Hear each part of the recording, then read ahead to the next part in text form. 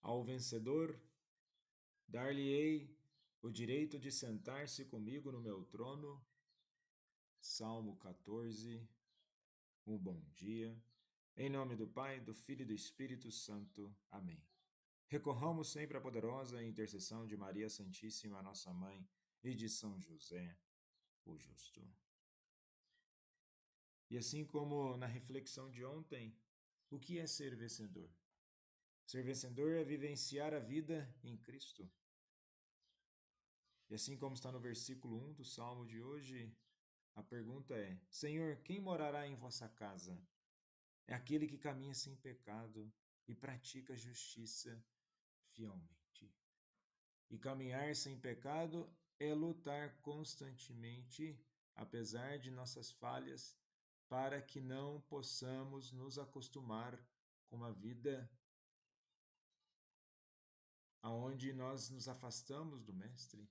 É preciso nos aproximar cada vez mais. E na liturgia de hoje, celebramos o ofício da memória dos santos Roque, Afonso e João, padres jesuítas que doaram suas vidas em defesa dos povos indígenas da América do Sul.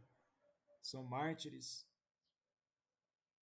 aos quais, acreditando na vitória sobre as forças do mal e na fé na ressurreição, vivenciaram a fé no ressuscitado e do vencedor sobre todas as coisas. A nossa vida é uma entrega constante para que possamos nos superar nos desafios da vida.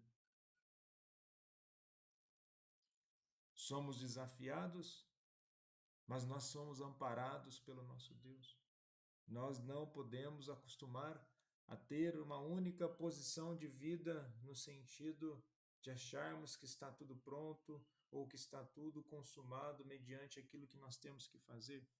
É preciso constantemente nos entregarmos mais a Deus para que possamos ter êxito na nossa caminhada. Na primeira leitura de hoje do Apocalipse de São João, capítulo 3, versículos 1 ao 6 e versículos 14 ao 22, ainda entra numa dinâmica de reflexão sobre a vivência da fé. E temos aqui as mensagens às igrejas de Sardes e Laodiceia, como parte das cartas às 7 igrejas da Ásia Menor. Muitas das vezes as pessoas gostam de enfatizar questões emblemáticas no sentido sobrenatural, ficam preocupadas com a visão catastrófica de Apocalipse, mas devemos entender que aqui trata-se de advertências e orientações ao comportamento humano, o que muitas vezes é catastrófico e desastroso e precisa sempre de correção, é aquilo que está no interior do ser humano. E no contexto cultural das cartas, nós temos as duas cidades. Sardes era uma cidade rica e antiga, famosa por sua prosperidade e história militar. No entanto, tinha uma reputação de decadência e complacência, refletida no alerta de Jesus à igreja local. Laodiceia, por outro lado, era uma cidade conhecida por sua riqueza, indústria têxtil e avanços médicos, mas também por sua falta de fontes de água potável, dependendo de aquedutos que traziam água morna, simbolizando sua mornidão espiritual. E Jesus inicia dizendo: Eu conheço as tuas obras, destacando a onisciência divina. E ele adverte que a igreja tem a fama de estar viva, mas está morta. É um chamado para acordar, sugere uma vigilância ativa, um lembrete das falhas militares de Sardes no passado, quando foi conquistada por negligência. E vejamos, será que se Jesus perguntasse a nós, ou afirmasse, eu conheço as tuas obras, nós nos sentiríamos envergonhados ou satisfeitos?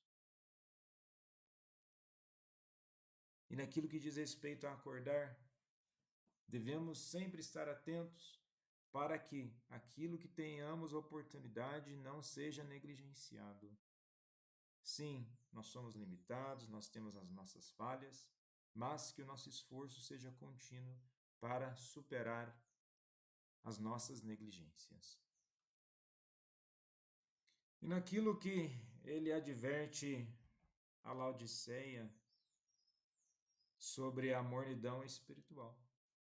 Não és frio nem quente, indica a falta de fervor.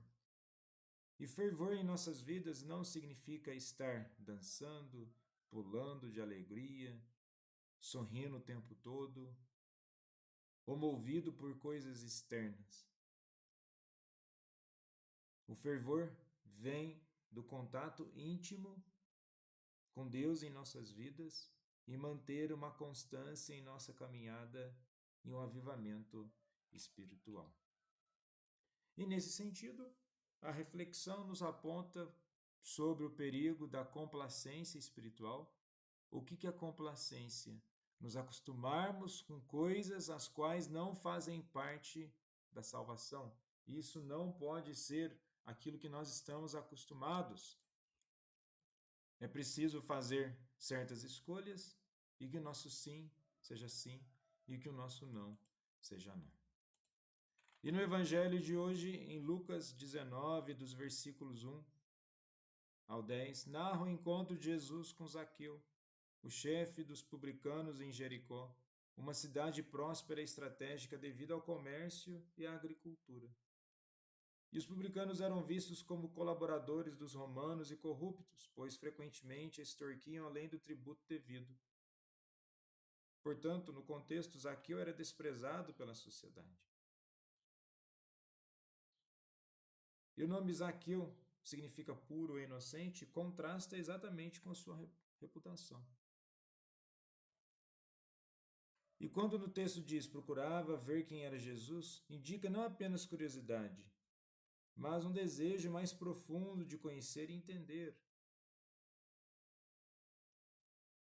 E nesse sentido, quando ele está na árvore, quem o vê é Jesus. É muito mais de uma questão, ele sobe na árvore ou pela sua estatura. É uma questão de posição.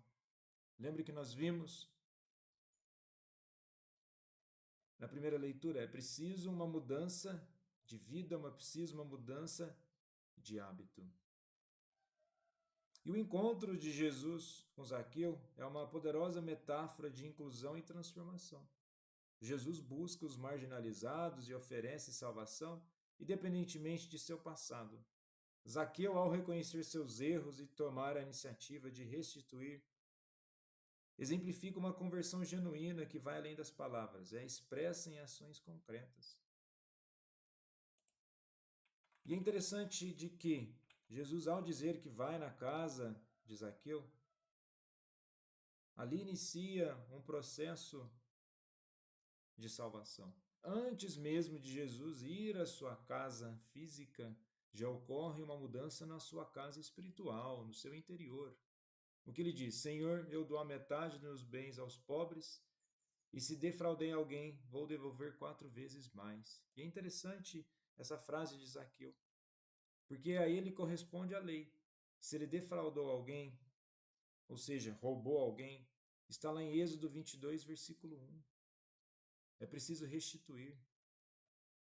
A restituição de Deus, no sentido da misericórdia, ele nos volta ao princípio da dignidade.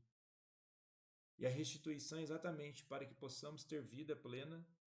E a vida plena, ela se dá no sentido espiritual, se dá no sentido físico. E a busca de Zaqueu é uma busca por transformação, onde é possível mudar e que a restauração envolve mais do que arrependimento interno, exige ações que demonstram essa mudança.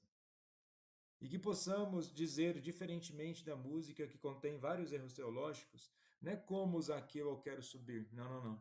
É como Zaqueu eu quero descer. Descer no princípio da humildade para que eu possa verdadeiramente ser convertido e alcançado pela graça de Jesus e que nossas vidas sejam transformadas.